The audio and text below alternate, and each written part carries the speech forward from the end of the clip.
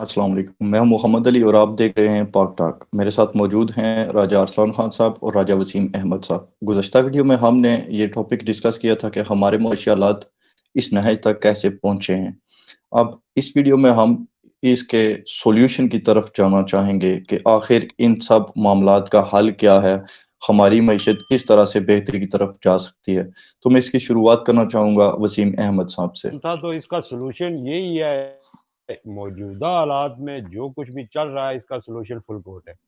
فل کوٹ بنا دیں، اس کے بعد جو بھی فل کوٹ فیصلہ کرے اس کو سب کو، جتنے بھی فریق ہیں ان کو من و ان تسلیم کرنا چاہیے اور اس ملک کو آگے لے جانا چاہیے۔ میں یہ کہہ رہا تھا کہ آج جو جماعت اسلامی کی امیر ہیں راج الحق صاحب، انہوں نے بھی یہی تجویز دی ہے کہ فل کوٹ بنا دیں اور فل کورٹ جو بھی فیصلہ کرے تو اس میں عمل درآمد کیا جائے اور منوعان کیا جائے۔ باقی جہاں تک دو صوبوں کے الیکشن کی بات ہے، اس کو بھی انہوں نے کہا کہ یہ ہے کہ دو صوبوں کے الیکشن اور باقی ملک میں الیکشن نہ ہو تو اس سے مسئلہ حل نہیں ہوگا بلکہ اس سے مسئلہ بڑھے گا۔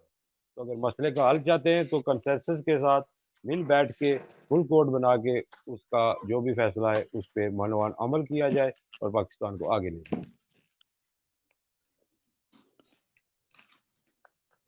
تو آپ کا موقف جہاں تک میں سمجھاؤں، آپ یہ کہنا ایک چاہتے کتا ہیں ہم کہ سے معاشی قابو نہیں بحران ہو رہا ہے۔ ختم ہوگا تو معاشی بحران بھی ختم ہو جائے گا۔ بالکل بالکل یہی بات ہے۔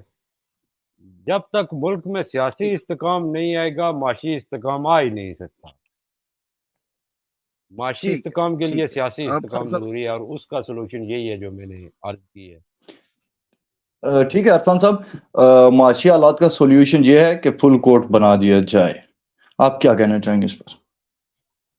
اچھا، وسیم احمد صاحب تو یہ کہہ رہے ہیں، ان کے جہاں تک بات کو میں سمجھاؤں، وہ کہہ رہے ہیں جی کہ سیاست سے معاشی بحران کو حل کرنے کے لیے سیاسی بحران کو پہلے حل کرنا پڑے گا اور اس کے بعد ہی ملک کے اندر استحکام بھی آئے گا، معیشت بھی بہتر تو ہوگی اور سیاست بھی، اور یہی ان کی نظر میں حل ہے۔ لیکن میں ان کی بات سے تھوڑا سا ایگری نہیں کروں گا، وہ اس لیے کہ دیکھیں، بات تو وہ بھی وہی کہہ رہے ہیں جو میرا موقف ہے، لیکن میں اپنے موقف کے اوپر ایک بار پھر آپ لوگوں کی توجہ لے جانا چاہوں گا کہ دیکھیں، یہ جو سیاسی بحران اگر بھی جو پیدا ہوا ہے، یہ کس نے کیا ہوا ہے؟ بیوروکریٹس نے۔ ہمارے جو چیف آف جسٹس صاحب ہیں وہ بھی بیوروکریٹ ہیں، ہمارے جو چیف آف آرمی سٹاف ہیں وہ بھی بیوروکریٹس ہیں۔ ان بیوروکریٹس کو نت ڈالیں تو آپ کا یہ مسئلہ بھی حل ہوگا اور پاکستان ترقی کرے گا انشاءاللہ اور بہت زیادہ آگے جائے گا۔ لیکن بیوروکریٹس کو ان کے دائرہ اختیار میں لائیں گے تو پاکستان آگے بڑھے گا، ورنہ اس کے چانسز نہیں۔ جی ارسلان صاحب، آپ یہی کہہ رہے ہیں کہ اسٹیبلشمنٹ کی وجہ سے یہ سب ہو رہے ہیں؟ آپ موجودہ جی، بیوروکریٹس کی طرف سے سر وہ انہوں نے بات کلیئر کر دی نا کہ صرف آپ ملک ملٹری بیوروکریسی کی بات کرنا یا سیویلینز کی؟ دونوں کی۔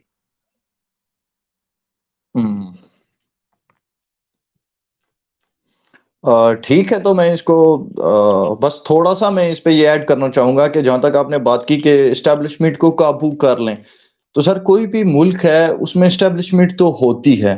آپ سعودیہ میں جا کر دیکھ لیں، MBS سے پہلے ان کی جو اسٹیبلشمنٹ تھی وہ پیور اسلامک اسٹیبلشمنٹ تھی۔ جو محمد بن وہاب کی جو اسلامی نظریات تھے وہ سعودیہ کی اسٹیبلشمنٹ تھی۔ اسی طرح سے پاکستان کی جو اسٹیبلشمنٹ ہے، کیونکہ پاکستان ایک سیکیورٹی اسٹیٹ ہے، اسٹیبلشمنٹ کی بات کر رہے۔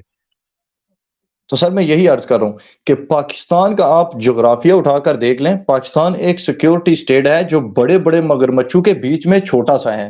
ہمارے آپ ادھر دیکھ لیں تو انڈیا جیسی ایک بڑی لاش ہمارے ادھر سامنے پڑی ہے، دوسری طرف آپ دیکھ لیں چائنا جیسا بڑا مگرمچھ آپ کے پاس بیٹھا ہوا ہے۔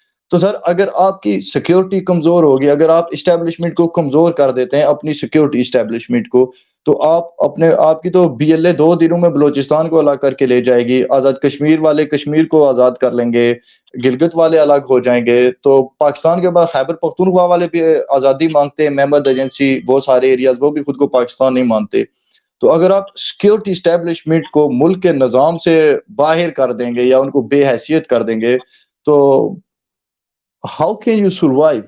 آپ اس ملک کو لے کر کیسے چل سکتے ہیں, یکجا دیکھیں کیسے رکھیں گے؟ دیکھیں جی آپ دو چیزوں کو مکس کر رہے ہیں. اسٹیبلشمنٹ ایک اور چیز ہے اور بیوروکریسی ایک اور چیز ہے. بہرحال اگر آپ بات کو اسٹیبلشمنٹ پہ لے آئے ہیں, پاکستان کی فوج پہ لے آئے, تو ہم کب کہتے ہیں جی کہ ان کو معذور کر دیں, ہم کب کہتے ہیں جی ان کو دیں, ہم کب کہتے ہیں جی ان کو ہتھیار نہ دیں, ہم کب کہتے ہیں جی کہ ان کو ان کے جو اصل اختیارات ہیں وہ نہ دیں, وہ دیں, ان کو دیں. فوج ہمارے ملک کے لیے بہت ضروری ہے, جیسے کہ آپ نے بات کی ہم اگر بچوں کے بیچ میں رہ رہے ہیں, لیکن ان کو ان کے دائرہ اختیار تک محدود کریں. ان کا کام بارڈر پر ہے تو وہ انڈیا کی طرف رخ کریں, نہ کہ پارلیمنٹ کی. آپ کو ایشو آ رہا ہے تو بالکل جی یہ ارسلان صاحب نے جو بات کی ہے بالکل درست کی ہے. آپ کے آرگومنٹ کے جواب میں میں بھی یہی کہوں گا کہ جو اسٹیبلشمنٹ ہے یا فوج ہے اس کو آئینی دائرہ کار کے اندر رکھا جائے.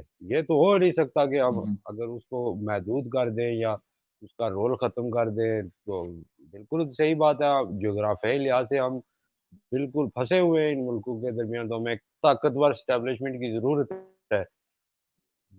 لیکن اس کا مطلب یہ نہیں ہے کہ وہ اپنے اختیارات سے یا جو ان کو قانون نے آئین نے جو دیا ہوا ہے اختیار, اس سے وہ تجاوز کریں.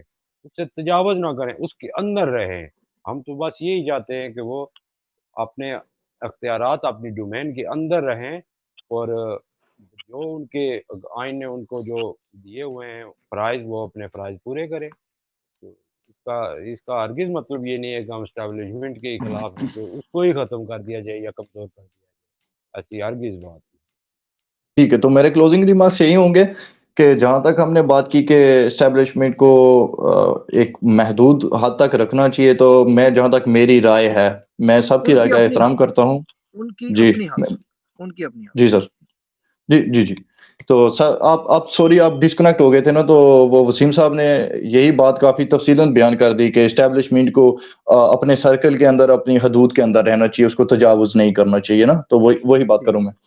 تو سر جہاں تک میری رائے ہے, یہ باتیں اسکرین پہ بہت اچھی لگتی ہیں, فینٹیسی ہے, ریالٹی کے ساتھ اس کا کوئی تعلق نہیں. آپ کیونکہ جو بھی سر, ایک منٹ, میں نے آپ سے پہلے کہا تھا آپ کو اختلاف رائے کا حق ہے, پلیز آپ رکھ لیجئے گا مجھے بات کمپلیٹ کرنے میں. جو بھی سیکیورٹی سٹیٹس ہیں دنیا میں, آپ جا کے امریکہ کو دیکھ لیں تو ان کی اسٹیبلشمنٹ, ٹرمپ کو بھی انہوں نے گرفتار کر لیا ہے. آپ چائنا کو جا کر دیکھ لیں تو چائنا میں 1 پارٹی رول چل رہا ہے, اس کے خلاف کوئی بات نہیں کر سکتا وہاں پہ بھی. آپ رشیا کو جا کے دیکھ لیں تو پیوٹن کی اسٹیبلشمنٹ چلتی ہے تو اس پہ کوئی بات نہیں کر سکتا. ریالٹی یہی ہے کہ جن بھی ریاستوں میں, اگر آپ فن لینڈ یا آئرلینڈ کی بات کر رہے ہیں, یونائٹڈ کنگڈم کی بات کر لیں, جو تو یہ ملک ہیں جن میں واقعتاً جمہوریت ہے, تو پر پھر ان کا جمہوری طرز عمل یہ ہے کہ وہ سیکیورٹی سٹیٹس کے نیچے کام کرتی ہیں. اپنی ملک کی سطح پر اپنے لوگوں کو وہ بہت کچھ پرووائڈ کر رہے ہیں, لیکن جب ان کو سیکیورٹی چاہیے ہوتی ہے تو فرانس, جرمنی اور پورا یورپ امریکہ کو جا کے ٹیکس دیتا ہے, اور امریکہ کی اسٹیبلشمنٹ پورے یورپ کو رول کر رہی ہے. تو جہاں تک میرے خیالات کی بات ہے, تو میں تو یہی سمجھتا ہوں کہ کوئی بھی سیکیورٹی اسٹیٹ جو ہے اس میں اسٹیبلشمنٹ, سیکیورٹی اسٹیبلشمنٹ کا ہی سارا رول ہوتا ہے, اور وہ ہمیشہ اثر رسوخ رکھتے ہیں, اور وہی لاتے اور وہی اکھاڑتے ہیں ہمارے سیاستدانوں کو, اور ہمیشہ ان کے پاس مورے موجود رہتے ہیں اور ہمیشہ موجود رہیں گے. اور اگر ہمیں معاشی اصلاحات کی طرف جانا ہے تو ہمیں کیپٹلزم کو چھوڑ کر کمیونزم کی طرف جانا پڑے گا, تب جا کر ہماری معیشت خوشحال ہو سکتی ہے. ورنہ ہم پچھلے 70 سال بھی ایسے ہی روتے رہے اور آنے والے 70 سال بھی ایسے ہی روتے رہیں گے. That's it. آپ لوگوں میں سے کوئی